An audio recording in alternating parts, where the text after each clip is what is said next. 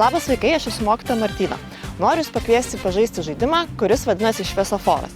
Šiam žaidimui jums prireiks futbolo kamuolių ir 3 spalvų žymeklių – raudonos, geltonos ir žalios spalvos. Žaidimo tikslas – laisvai judant erdvėje varytis kamuolį ir po mokytojo parodyto signalo atlikti tam tikrą užduotį. Žaidėjai varinėjasi kamuolį erdvėje. Po mokytojo parodyto signalo iškelto raudono, geltono ar žalio žymeklio susikeičia kamuoliais ir atlieka tam tikrą užduotį. Pavyzdžiui, raudonas žymeklis suspaudžia kamuolį tarp pėdų, išmeta jį ir sugauna rankomis.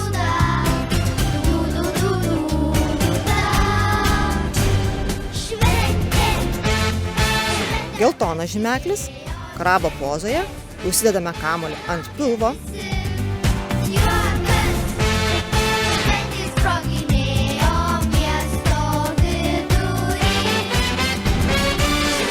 ir žalias žymeklis.